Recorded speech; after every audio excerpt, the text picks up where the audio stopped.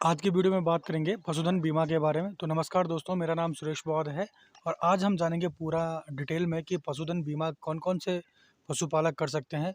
उसके बाद पशुधन बीमा के लिए आवेदन कैसे करें, यदि आप आवेदन करते हैं तो किस प्रकार से आवेदन कर सकते हैं। उसके बाद उसके लिए क्या-क्या डॉक्यूमेंट चाहिए, इसके बारे में बात करेंगे।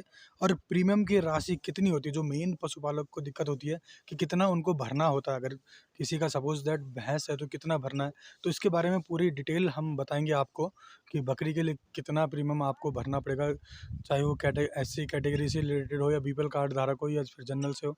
इनका पूरा कंप्लीट करके हम आपको अधिकतर हमें देखने को मिलता है उत्तराखंड में, स्पेशली हिली एरिया की बात करें, यानी कि अपना जितना भी उत्तराखंड में पहाड़ी क्षेत्र है, वहाँ देखने को मिलता है कि पशुपालक क्या होता है, अपने पशु का बीमा ना के बराबर करवाते हैं, क्योंकि उनके पास अवेयरनेस नहीं होती है या जानकारी नहीं होती है।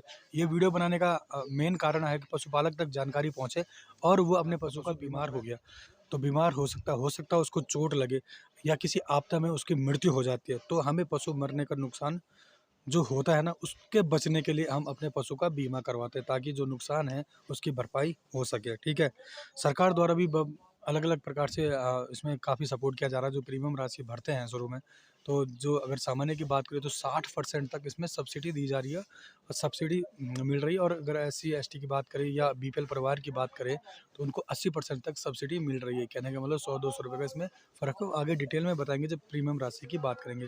तो कहने अब बात करेंगे किन किन पशुओं को आप बीमा करा सकते हैं। इस टेबल को देखिएगा, एज, एनिमल और मिल्चिंग, ये आपको देखने की ज़रूरत नहीं है। देखिएगा, गाय हो गई, भैंस हो गया, आपको बड़े-बड़े तौर पे दिखा रहा हूँ, और जितने भी हमारे बैल होते हैं या भैंसा हो गया या ब्लॉक हो गई, ये सब चीज़ें इसके अंतर्गत आती है। ठीक है, इनका आप क्या कर सकते हैं, पशु चिकित्सा अधिकारी द्वारा करा सकते हैं। इसके बाद चलेंगे जो हमारे घोड़े होते हैं, साथ ही साथ गधे और खच्चर, बकरियाँ, पिग, यहाँ तक कि सूअर और रैबिट, कैमल इत्यादि इसमें सब आते हैं। इनका आप बीमा करा सकते हैं।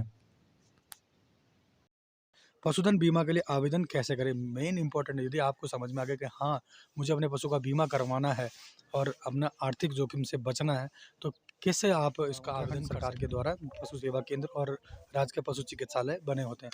ठीक है, वहाँ पे आपको कर्मचारी तैनात पशु चिकित्सा अधिकारी मिल जाएँगे या पशुधन प्रसार अधिकारी जो भी है, वो आपको मिल जाएँगे। आप उनसे संपर्क करिए।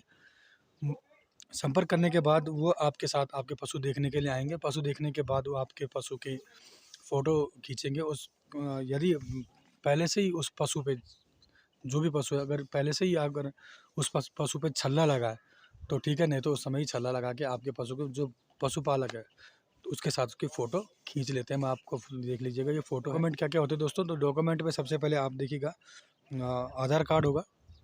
आधार कार्ड के साथ बीपीएल और एससी एसटी जो कार्ड धारक है उसका आधार कार्ड लिया जाएगा। मोबाइल नंबर होगा और जो हमने एक फ़ोटो खींची है उसका फ़ोटो भी निकालने की पैसा जो भरना है आप लोगों को, तो उस चीज़ के लिए देख लीजिएगा। मैं राशि आपको पूरी ये चार्ट में बता रहा हूँ एक-एक करके।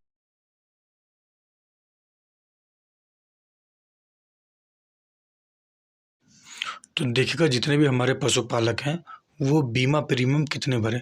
सपोज़ करिए किसी का पशु 10,000 की कीमत है, तो उसका कुल प्रीमियम होगा 293 रुपये, ठीक है, जो 1 साल का होगा। और एससी, एसटी और बीपीएल को भरना पड़ेगा मात्र 60-59 रुपये, और जनरल यानी कि एपीएल को भरना पड़ेगा 117 रुपये 10,000 के पशु की।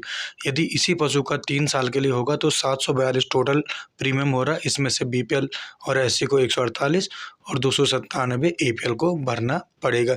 इसी प्रकार से आप सभी पशुओं का वो आंकड़ा लगा सकते हैं। ठीक है, देखिएगा, ये लिस्ट है, इसमें प्रत्येक पशु, जैसे मान के चलिए बकरी का 5,000 है तो कितना भरना पड़ेगा, इस प्रकार से लिखा हुआ है। यदि आपको ये लिस्ट समझ में नहीं आती है तो आप नज़दीकी चिकित्सालय यानी कि पशु चिकित्सालय में जाके आप अपने पशु के बारे में बता दीजिएगा। इस लिस्ट को ले जाने की ज़रूरत भी नहीं है, क्योंकि वहाँ आपको पूरी डिटेल में वैसे भी समझा दिया जाएगा। ठीक है, तो उम्मीद करते हैं आपको ये लिस्ट समझ में आई होगी। नंबर हम देंगे या जो अकाउंट नंबर जो नज़दीकी पशु चिकित्सा अधिकारी अस्पताल पे आपको मिलेगा, या आप उसमें खुद जमा कर सकते हैं, नज़दीकी जो शाखा होगी उसमें जाके। ठीक है, या फिर आप लोग उसमें जाके या उस समय पशु चिकित्सा अधिकारी के माध्यम से इस बैंक को भी इसमें जमा कर सकते हैं। ठीक है? इसके साथ ही उसी समय या 1 दिन के अंदर-अंदर आपको क्या मिल जाएगा, इसका कवर नोट मिल जाता है। ये कवर नोट की फ़ोटो मैं आपको दिखा रहा हूँ, इस प्रकार का कवर नोट मिल जाएगा और उस कवर नोट के पीछे पूरी इंस्ट्रक्शन लिखी होती है कि यदि किस चीज़ के लिए ये कवर नोट आपको मिल गया तो इसको आपको सँभाल के रखना है। 1 साल का कर रखा तो एटलीस्ट 1 साल के लिए आपको उसको सँभालना, अगर 3 साल का है तो 3 साल के लिए इसको आपको सँभालना है। तो उससे निवेदन है कि आप जितने भी हमारे पशुपालक हैं इसका लाभ कैसे प्राप्त करें। इसका लाभ प्राप्त करने के लिए आप क्या करेंगे कि सबसे पहले उसमें नंबर लिखा होता है कवर नोट के पीछे, उसमें कॉल करेंगे या आप नज़दीकी अपने पशु चिकित्सा अधिकारी या पशु चिकित्सालय में जाके उनके माध्यम से भी आप कॉल करा सकते हैं। तो आप कॉल करेंगे तो 24 घंटे के अंदर-अंदर आपके पशु कि जितना जल्दी हो सके उतना जल्दी आप सूचना दें। 24 घंटे के अंदर आपको सूचना देनी है। उससे पहले बीमा जो सर्वेयर होता है वो वहाँ आकर देखता है पशु की कंडीशन क्या थी, किस कारण से मरा था और वो पशु चिकित्सा अधिकारी आके उसमें शव विच्छेदन यानी कि कहने का मतलब पोस्टमार्टम करेगा उसका पशु का।